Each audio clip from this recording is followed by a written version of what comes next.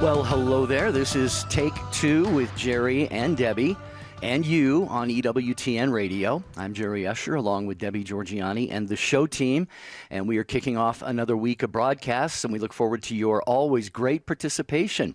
Debbie, how was your weekend? I hope it went pretty well, you and Marty. Yeah, it was busy. We got a lot of cleaning done. That always feels good. It's like spring cleaning, you know? Mm-hmm. It just feels good. You're early. It's not spring I'm yet. early. Winter I'm cleaning. early. For once in my life, I'm early. Normally I'm a day late and a dollar short. Right. No, You and it's me all both. good. Yeah, so how about you? Did you get anything? You said you had a couple things on your to-do list. Did you get those done? Yeah, I got a few things done around the house and around the yard, and that was good. Good. And also got a little bit of extra sleep. Was in bed early last night, so Wow, I good am for charged you. up and ready to go. Wow, I was helping out a friend last night, so I didn't turn in early. But it was good though. Very very great discussion, great conversation. So that was always good. But it's Monday, new a week of shows, brand new, and with this particular show today. Listen up, folks. We got already a lot of comments overnight saying that this is gonna. There's too much to go into with this topic for a 1 hour show, but we're gonna try to do it the Take Two style. This came to us by one of our Take Two family members. They said, "Would you please do a show on adult bullying?" She had mentioned that we tackled a couple times, kids and high schoolers, bullying, but we haven't really attacked in a good way adult bullying. And we titled the show "Mean Girls." Do you remember that movie? Lindsay Lohan was in the movie in 2004, Mean Girls, right? And it talked about the high school where it was just all this stuff that they would do, and they would gang up on everybody else and all that kind of stuff. Well, it happens in adulthood, and we're talking today about adult bullying, especially women doing the bullying. It's tough, especially in the workplace. But we can talk about all sorts of adult bullying. But we titled it Mean Girls. We need you to weigh in. Tell us your experience. Maybe you were one of those mean girls and you had, a real understanding about what that means and how it hurts others. And you made a huge change in your life. We want to hear about that as well. Here's the number, 833-288-3986. I hope I covered that well, Jerry, because I understand you have never seen that movie, Mean Girls, right? I have not, but you did a great job of giving a synopsis of it right there, so I have a good idea of what to expect in the conversation here today at 833-288-3986. If you have been, like Debbie said, maybe you did a little bit of the bullying, but you've turned that around in your life. Maybe you were on the receiving end of bullying, especially like Debbie said, when it happens, when women do the bullying, it's kind of a surprise, I guess, to some of us sometimes. Maybe not. Maybe it's not a surprise. But guys do it too. So maybe it's been in the workplace, in your family. Who knows where else it could have happened to you, and you could have experienced it in some form or another. Adult bullying. We don't, often, like Debbie said, we don't think about this among adults that much. But boy, oh boy, we carry these habits from our youth into our adulthood so many times. And you'd think maybe these would kind of melt away, and you think that was something from back then when I was a kid. I'm not going to do that anymore. But what's been your experience? All right, 833-288-3986. Yeah, this is a very good topic, and you brought up, Jerry, about if it happens in your family. This particular Take Two family member, it actually has been happening in her family with her in-laws for like 3 decades. Okay, that's a lot. That's a lot. That's over 30 years. I mean, folks, this is a lot of adult bullying right in your own family. And you know what it can do? It can really harm the person's health, the one that's receiving all of this, toxic stuff and just abuse. It can hurt their health. It can break their spirit. It could really put a strain on their marriage, possibly, or situations like that, or family relations during holidays and stuff. It's really tough.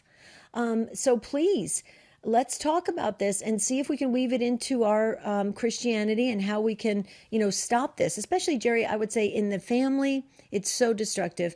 But I've experienced it in the workplace.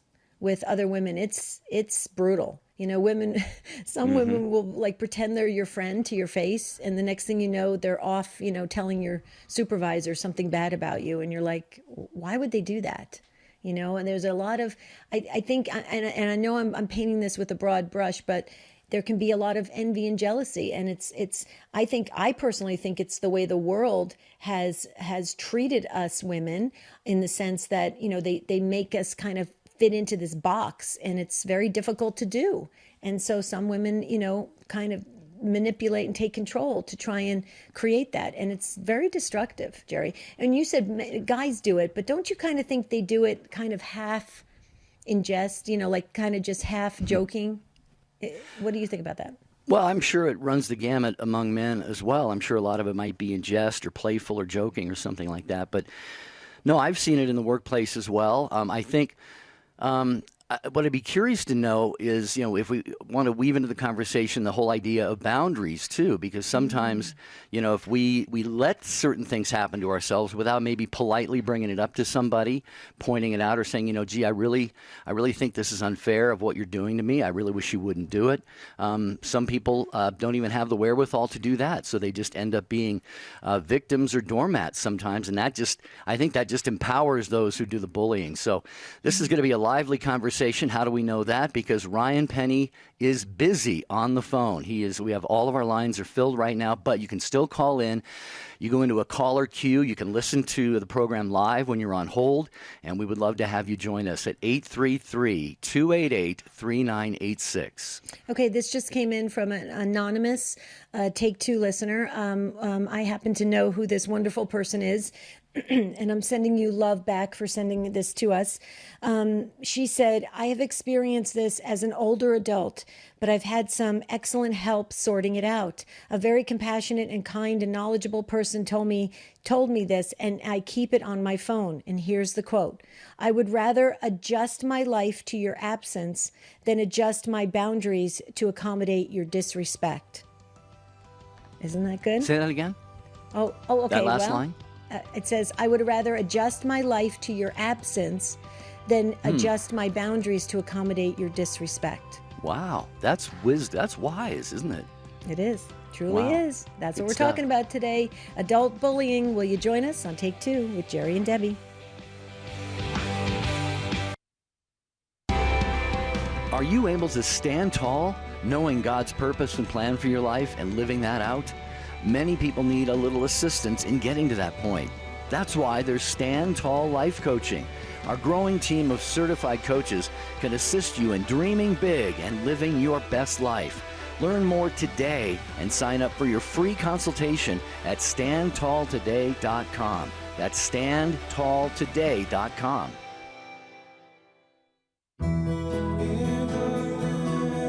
Hello, Journey Home family. Next time, we'll welcome Dahlia Little to the program. Dahlia was raised Muslim, but then became atheist and then Protestant before finally embracing the Catholic Church. Share the journey next time on EWTN's The Journey Home. The Journey Home with Marcus Grodi is seen and heard around the world on EWTN. Join us tonight at 8 p.m. Eastern, only on EWTN Radio and Television. EWTN, teaching the truth. I just wanted to thank the station for being there on the radio for all of us Catholics. We're all trying to learn something new every day about ourselves and about the world we live in and the people that we interact with. Thank you for taking my question. I appreciate your willingness to be on the radio these days. EWTN. Live truth. Live Catholic.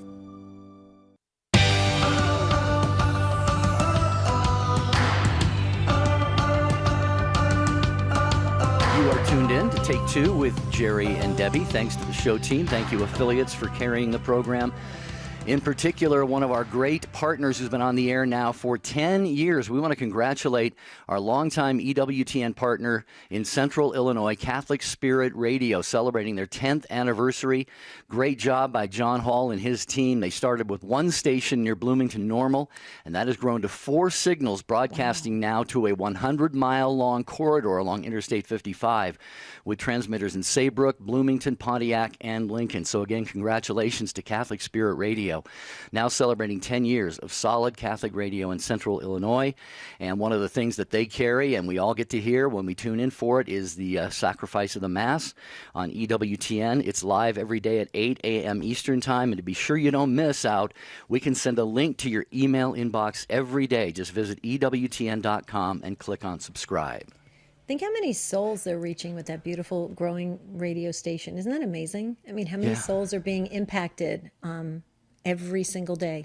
We have one open phone line. We're talking mean girls today. We're opening that up wider to adult bullying, across the board, not just with girls and women. Okay, we're talking about all across. Even if you don't want to talk about just your kids being bullied or something like that, or what happened. Maybe you were a child bully, and then you grew up and you realized how painful that was for others, and you made a huge shift, a huge change in your life. We want to hear about that as well. Please call us 833-288-3986. And Jerry, we're getting a request again.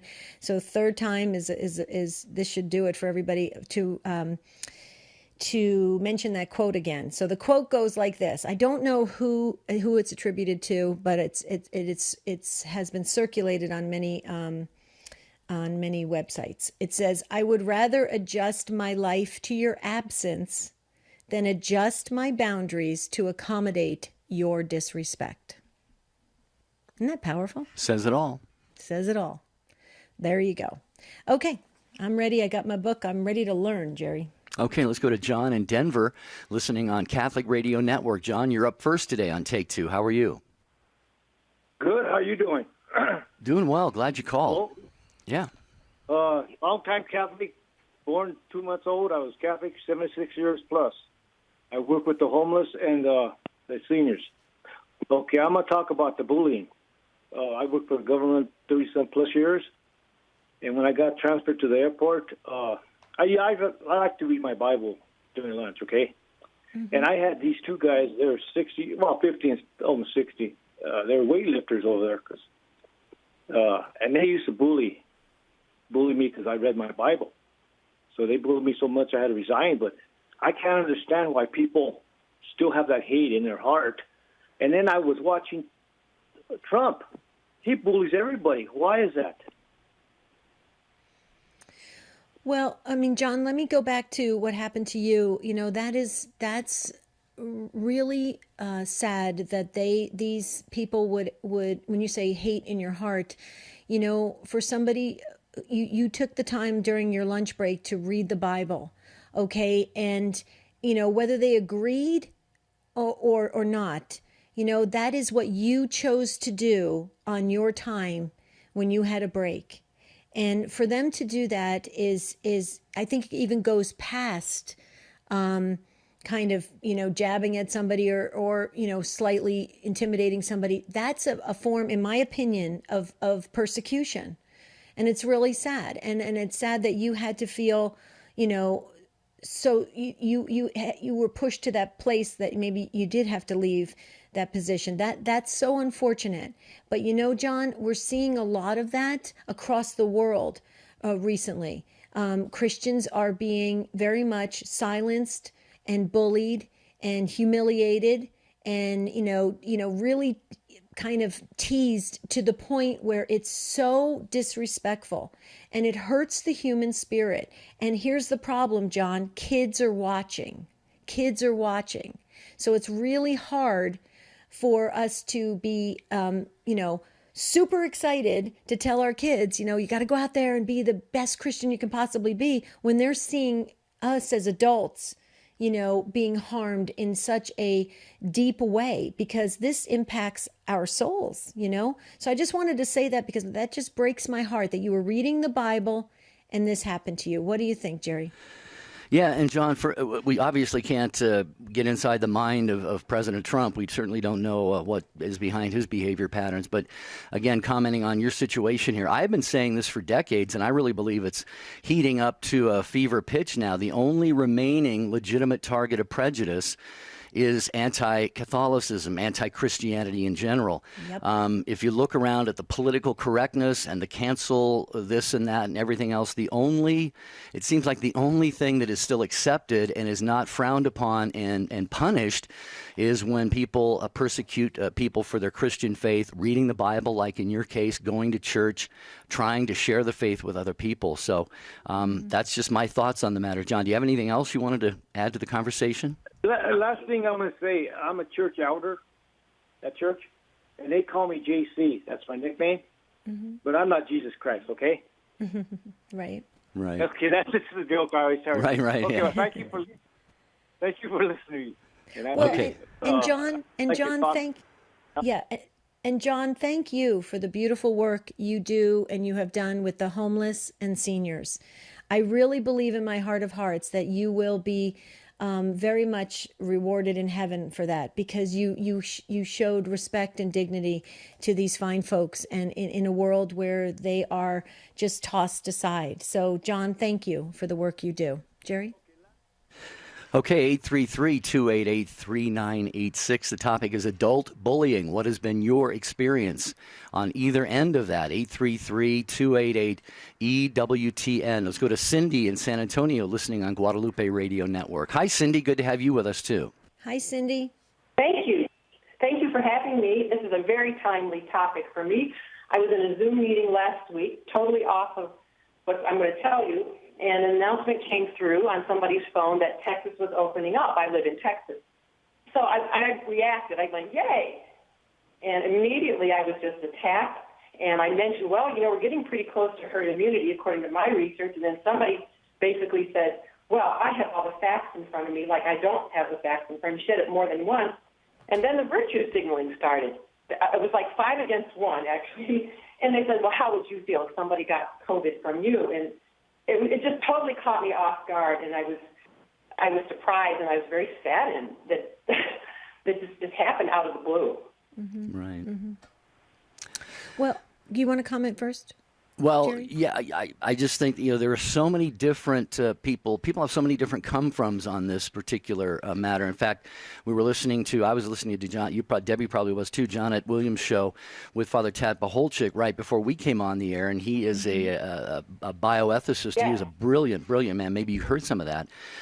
And he made the comment at the end of the show. He said, in many cases, for the sake of the common good, people should give serious consideration, say, in this case, to a vaccine. But then he said, should it be mandated? He said, no, that gets into problematic areas. So there's wiggle room in a lot of these things. And let's face it, there is a high survival rate with this. We don't want to take it lightly, of course, at all. But when you look at the collateral damage, to businesses and people's lives and families and their whole careers and so forth, I think there has to be some kind of a balance reached here at some point. That's my thought on it anyway. And I had a news notification come on my phone this morning that the CDC said that fully vaccinated people now can gather indoors without a mask. So we're hopefully moving in the right direction here. But those are my thoughts on the matter, Debbie. I think those are very wise words. And Cindy, I just want to add this. Fear is a very strong force. And if you look at the start of this pandemic all the way till today, when people say really, hurtful, just, abrasive things, it's really coming from a sense of fear. Okay? Nobody wants to die. Nobody wants their loved ones to get sick and die. And it's fear. And the reason why I say that, Cindy, is because for years I worked with people that were going through cancer. And you could see it. When people are in fear, it is such a strong force. And we know that fear is when people say it all the time, not of God. That's why in the Bible it says like 365 times, be not afraid like that, not to be afraid. And I'm not saying that we should just, just go and do anything and be reckless. Absolutely not. I totally agree with everything Jerry was saying.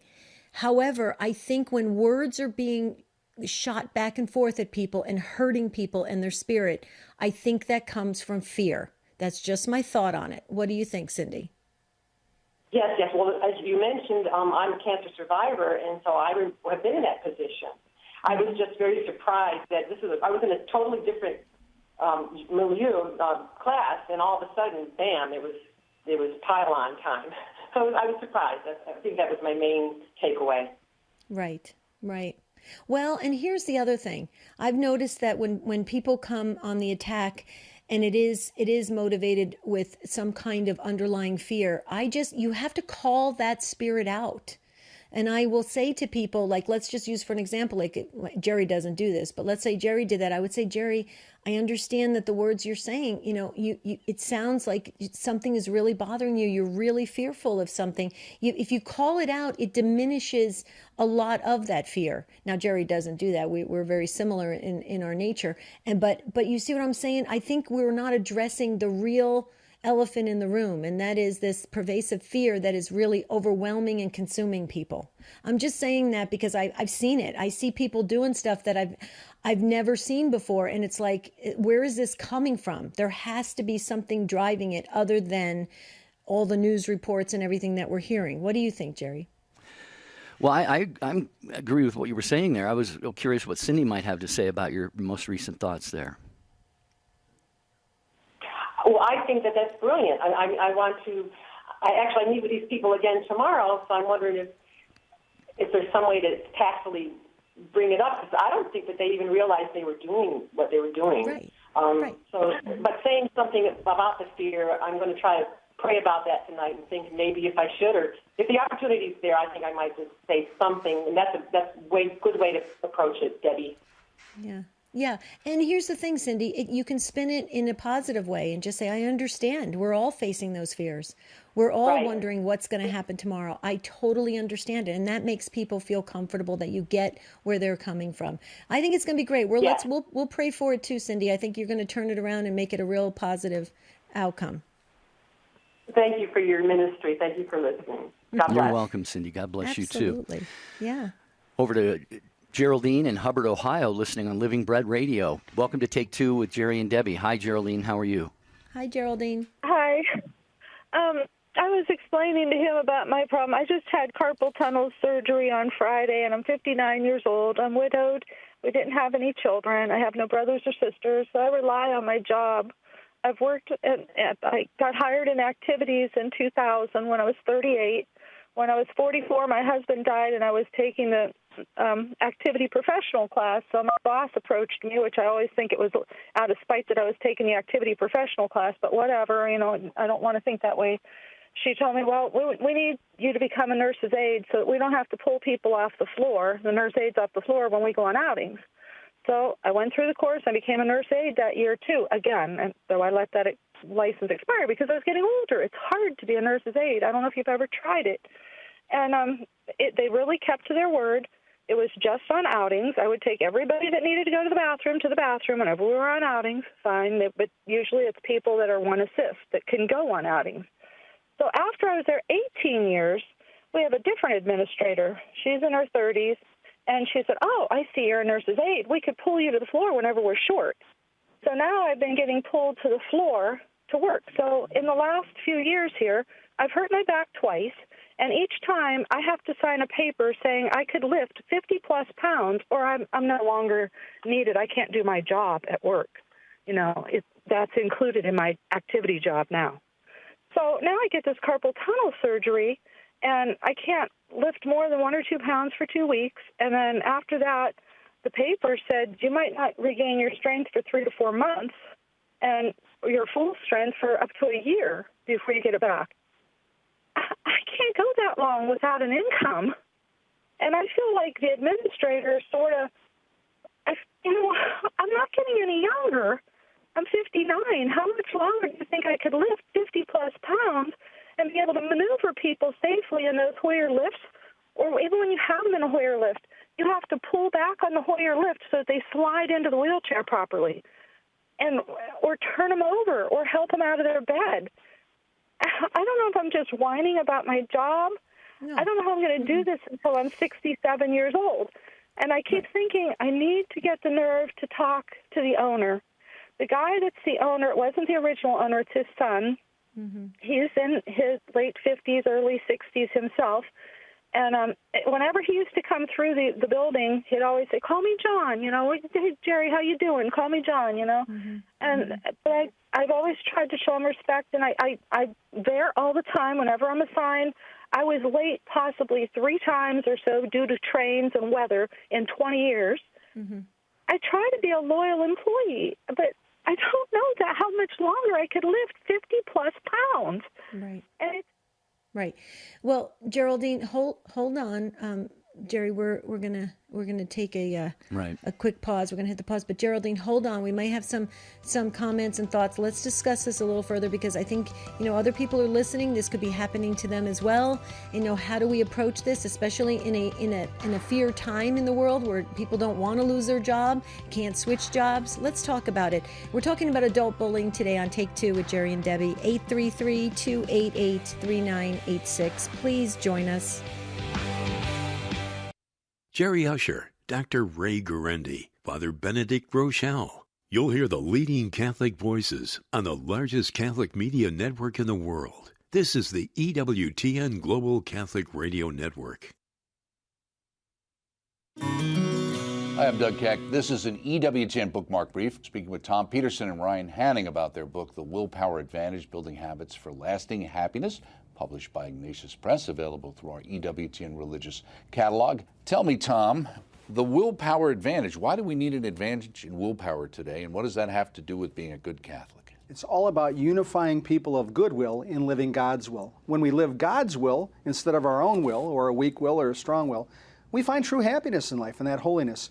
And when we're centered on Christ, everything goes better. Right. Self-discipline seems to be a major issue that we're dealing with today, and you deal with in this book, right? Absolutely. We highlight the 4 forgotten truths, which is that God wants us to be happy, but the Christian life takes work. And that second truth is what people often forget. Tom Peterson and Ryan Hanning's book, The Willpower Advantage, Building Habits for Lasting Happiness, available through our EWTN religious catalog. I'm Doug Keck. Thanks for stopping by for another bookmark brief. There will come a day when each of us will be asked to review the movie of our life and give an account to God. We will sorrowfully relive the bad times and joyfully revisit the good. Thankfully, no matter what you've done, there is hope, since Jesus came not to condemn the world, but to save it. So if you've been away from church for a while, we invite you to come home and find the peace that only comes from God. Visit CatholicsComeHome.org. Hi, this is Dr. David Anders. Are you curious about the Catholic faith and need answers? Called to Communion is the show for you. Today at 2 p.m. Eastern. Now back to Take Two with Jerry and Debbie.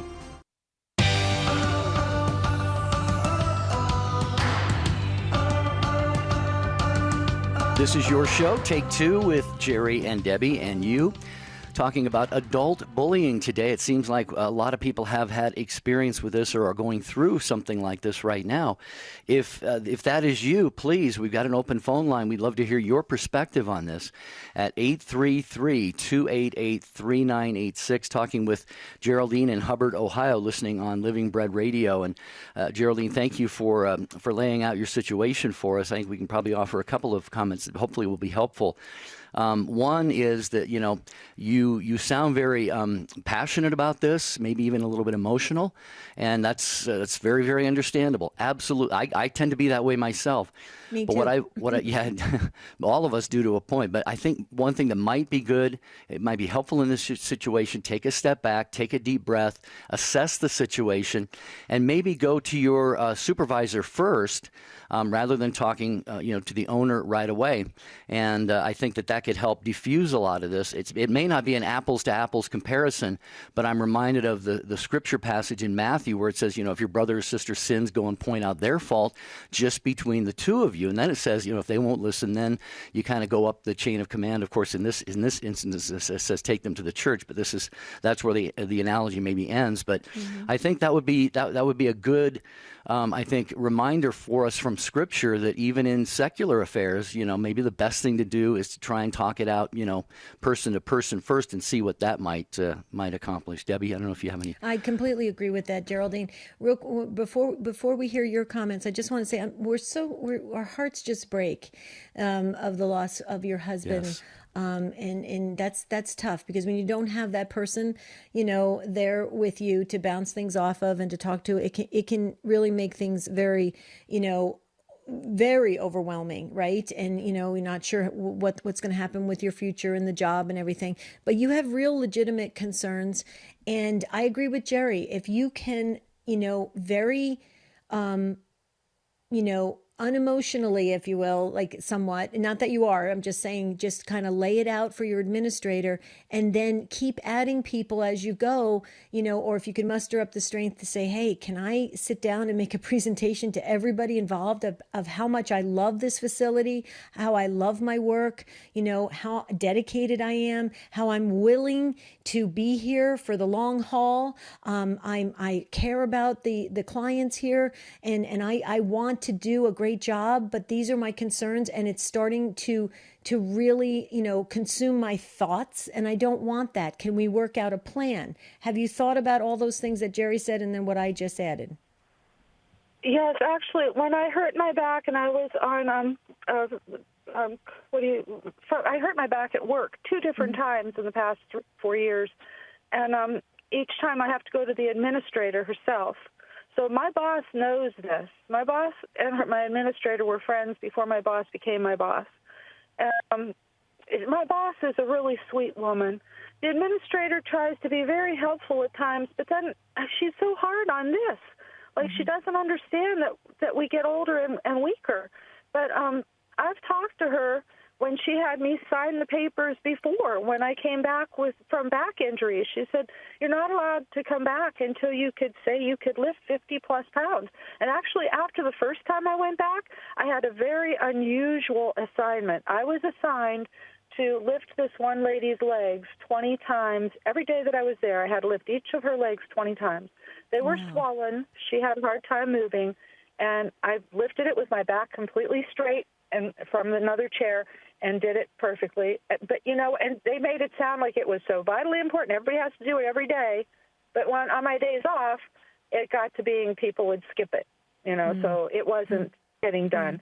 But then the lady eventually, after about a year, she passed on anyways. It was too hard on her for me to even lift her legs like that. She didn't want anybody moving her legs. So, and I sort of thought, that was odd. I never did a restorative program in like 17, 18 years, and now I'm doing a restorative program? But that was okay. That passed. And the last time I injured myself was right after we got somebody from COVID. We were all rushing around to move things, and my boss told me, instead of emptying the drawers and cleaning them out, just pull the drawers out, carry them down the hall, and we'll get the dresser moved down afterwards. So we did that. Well, the next day, my back was a mess. That's awkward to be carrying a drawer full of somebody's stuff down a hall. Sure. So I was off again for a few weeks because I pulled that same muscle. So well, but Geraldine, you have real legitimate situations here and concerns, and so somehow it has to be planned out and structured out to present this to your boss, the administrator, and stuff. My biggest thing is, it sounds great that you have this beautiful relationship with the owner and a very respectful relationship, but sometimes those things can work, and sometimes they backfire. They come back around, they boomerang around, and it can be, and I don't want to see that happen to you, because it sounds like you really need this job. So think about it. What I would do is really prayerfully plan it out, ask your guardian angels to help you with this, and put a circle of saints around you, ask them to help you to craft a presentation for your supervisors, that they can understand what you have gone through, what you're going through, and the fears and the things that you're looking ahead that are really problematic, and see if they can come up with good answers that would make you feel confident in your job, because you should feel confident in your job, and you should feel secure even during a pandemic. That's one thing that I think the devil has done to all of us, in a way, puts this fear, demons put these fears and of we're going to lose our job. We better do everything we can to hang on to it. It's terrible. And people are acting, out of that fear. So I don't want to see that happen to you. But Geraldine, real quick, and Jerry's got some comments. May we please have your husband's first name for our prayer book? Because we pray for the living and the deceased. I'm sorry? Robert Wendell was his name. Beautiful. He died in 2006. I've been widowed for a number of years. Yeah, and that's tough. And that's tough because you don't have him right now in his physical form to go home to and talk to and, bounce this off. But we want to be there for you. We're going to pray. And you know what? I'm sure the good Lord is letting him, help you from heaven. You know what? You have heavenly support. So tap into that. I don't want to see you feel like you're doing this all alone, because you're not. Okay, you may not be able to see the persons around you, but they're there. Okay, and that's the good news. Jerry? No, I think a lot of good things have been said, and I just think, sometimes people have to be won over with love and kindness and patience. And Geraldine, it sounds like you have done a lot of that already. Maybe it's not going to get you anywhere, but I've been in an employment situation before where the person who was responsible for training me, informing me, and giving me all the information and tools that I needed to fulfill the job that he was advancing out of didn't really do any of that. I look at that, when I look back, it was sort of a form of bullying, and it was tough. I mean, I didn't like it, and I got upset and angry in my own mind and heart a few times. But what I tried to do was just try to win this person over, and really over time, there came to be this almost this friendship. He respected me, and I learned to accept the things that he had done to me, which I didn't think were fair, but I just tried to present myself in a way that he would see that I was a genuine person and really cared about him, and it made a difference. So I don't know. There's a lot of things for you to think about and pray about, Geraldine. What do you think? I feel like the administrator, she wants to help the residents too, but it's like, please, we need to pull the nurses, the young, healthy nurses, out of the offices that are. They're able to physically do that job until you could get somebody from the agency or something. Right. Why pull somebody that's 59 years old, has already had different issues, I have carpal tunnel in both arms. I just happen to get the surgery on the one that's worse, which is my dominant arm. Right. I mean, why have these nurses that are in their 20s and 30s sitting in the office and pull me out of activity? Right. But Geraldine, here's the thing. If you stress how much you are committed to those seniors, if you stress how much you love your job and you're loyal and you want to do a great job and service for everybody, stress all your positive things, because that is going to be key when they are looking at the big picture. And I just think that could help you. That could work in your favor. We're going to pray. Keep us posted. We're told, think about this for a minute. Prayer is very powerful. So you got a worldwide audience now praying for you, Geraldine. So when things start to happen, look for those things, stay in that good space. And, we'll see how the good Lord, the good Lord's working fast. The Holy Spirit's working fast these days, really fast. And we're going to want that for you. Yeah, and we can assure you not only our prayers, Geraldine, but the Take Two family around the world. They don't even need to be asked to pray for intentions. They're hearing your situation right now, and I'm sure they're already engaging in prayer on your behalf and will continue to do so. We've got other callers, Geraldine, so we're going to move along here on the program. But again, thank you for calling us and being a part of the Take Two family and participating in today's show. On adult bullying, Debbie, you were right at the start of the show. There is a lot of this that people are experiencing right now. And I think we're hearing a lot of different types and angles on this topic. Right. And we still have a few people weighing in saying they would like to hear how it's happening in families. Is there adult bullying in families? You still have time to get on the show. Hurry, hurry. Ryan's waiting to pick up the call. 833-288-3986. Do you have some bullying going on in your family? Let's talk about it. But get to those phones because we've got to go quickly now. Thank you again, Geraldine. The prayers are already coming in. I just retrieved 2 text messages saying we're praying for Geraldine. So be looking for the Holy Spirit. It's going to be awesome, Geraldine. We feel it. Amanda has been waiting so patiently. She gets our Patience Award. It's virtual, Amanda. We're sending it to Tuscaloosa, Alabama. Sirius XM 130 is the way you're listening. Hi, Amanda. Welcome. Hi, how are you? Great. How are you? Hello. Oh, okay. I want to make sure you can hear me. I'm actually calling about an experience that I had in the workplace. I stay at home with my daughter now, but when I was pregnant with her, I was a special ed teacher, not in Tuscaloosa. This happened in a different area. But I was diagnosed during my pregnancy with something called, I don't know if you've heard of it, hyperemesis gravidarum. Have you heard of that before?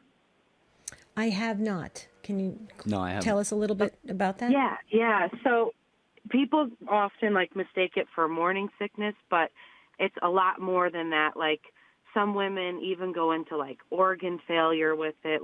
It's a very serious illness that you can get during pregnancy. And so I was unbelievably sick. I could not take care of myself. I couldn't even brush my teeth, anything. So I actually had to take FMLA and leave work for a while I was pregnant. And the whole time that I was gone on the leave, the co-teacher that I had would constantly be texting me, basically harassing me about when I was going to be coming back to work.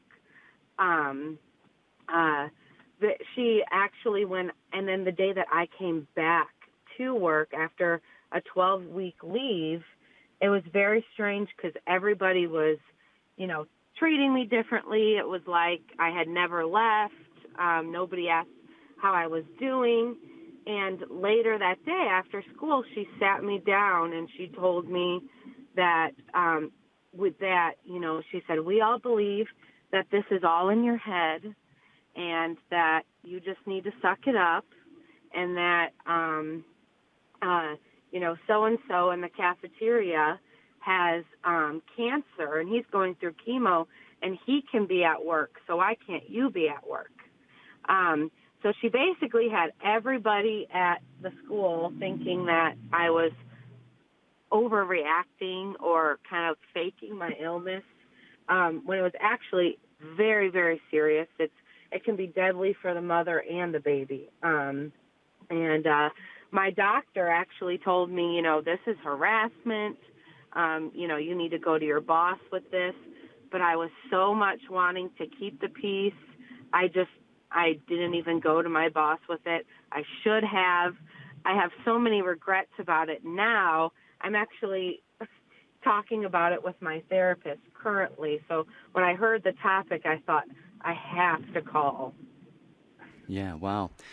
Well, we're glad that you did, Amanda, and we're very, very sorry that you went through this situation.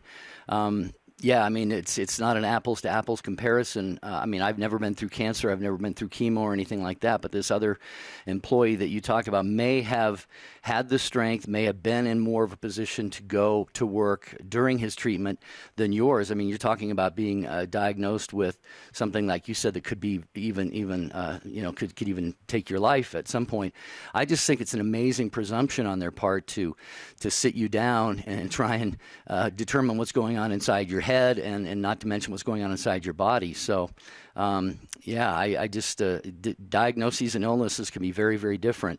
And it's too bad that nobody cared enough to ask you even how you were doing at that point and then made that presumption that you were probably okay and it was just all in your head, Debbie. That's very, very unfortunate. My heart breaks for you that you had to be on the receiving end of that. That's terrible. And here you're going through a really serious situation during your pregnancy, and you definitely did not need that added stress that they put on you, and that's terrible. I actually, as you were telling your story, Amanda, I was thinking about one of the assignments I had at one of the parishes. It was very similar to that. We had two staff members, both were fighting cancer. They were both going through chemotherapy. One was unable to work. It just hit her really hard. The other was able to continue to function each and every day.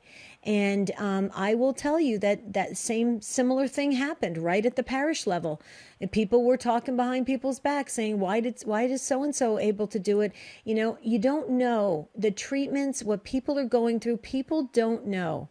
Okay, there are people right now, fully functioning at work, and they are going home having to take, 5 and 6 different, treatments and medicines and all sorts of stuff. We don't know what people are fighting and how they're dealing with things and how serious it is or not serious, or how, how they can, tolerate it or not tolerate it. We must be sensitive and compassionate and ask before we make judgments. And that's something that I think that someday, Amanda, I'm not wishing that for these people, but someday they're going to regret doing what they did to you, because someday the same thing, I believe, is going to happen to them. And then they're going to feel what it feels like to be on the receiving end. I'm not wishing that for them, but you know what I'm saying. My mother used to always say, what goes around comes around. What do you say, Amanda? Oh, definitely. Definitely. And especially, and I hope it wasn't coming off that I was saying that people with cancer don't suffer. Obviously, that's not true. Sure. Yeah, no, we understand. It was just like she was using it to undermine what I was going through, if that makes sense. Yeah. But, yeah, and if, there might be somebody out there that has had hyperemesis or has it right now, but it's a very much misunderstood illness, and people that get diagnosed with it struggle with this, like, type of bullying, or people thinking they're overreacting, it's just morning sickness. So if anyone's out there that has been in a situation like me, you're not alone. Yeah, but you know what, Amanda? We believe that somebody out there right now is listening who's maybe just been told they have that, and you just maybe, gave them that hope and that encouragement and that empathy and sympathy so that they can keep moving forward. So thank you for being the beautiful soul you are. And it happened to you. You were on the receiving end. As my mother always said, she always made these great comments, she always would say, offer it up. You were on the receiving end of something that was really hurtful. You turn that around, united to Jesus' suffering, offer it up, and you'll see the blessings will flow to you, to your family members, either here or here and for eternity. So it's a win for you, ultimately, Amanda.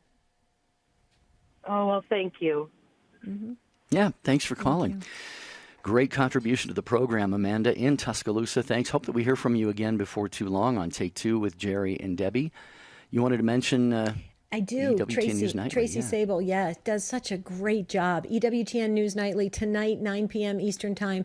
Tracy Sable for the Catholic news perspective on top stories and daily reports from around the world. She does a fabulous job. Please tune in tonight, 9 p.m. Eastern Time. Jerry?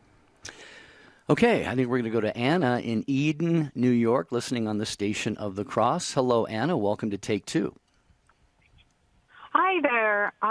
Can you hear me okay? I'm on speakerphone. Just fine. Yeah, loud and clear. Oh, okay, great. So I was listening. I was driving with my kids, and they just fell asleep. They were watching TV, and I decided to just turn it off and turn on the Catholic radio. And then I heard the topic of bullying, adult bullying, and I just felt called to make the call. So I have two little kids, and my husband's brother's wife, she has little kids too, and so now they can't play together. We're not seeing each other on special occasions. What happened is she just sent me a text. It was out of nowhere, out of the blue, saying that she's deleting my number and that we've never made an effort to be a part of their lives, which is not true. And it was just an extremely toxic text message, but her father had just passed away, and so I was just trying to be very sincere, very. I was saying I'm so sorry. I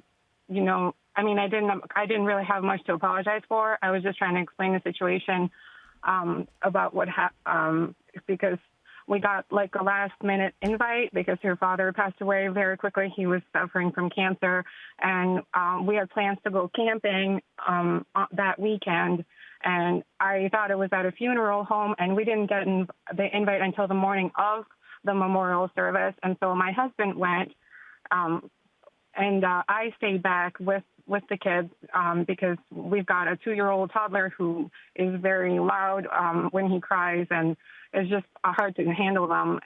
But I sent her a text message saying I would like to meet up with her, to let me know if she can meet up and go for a walk with the kids.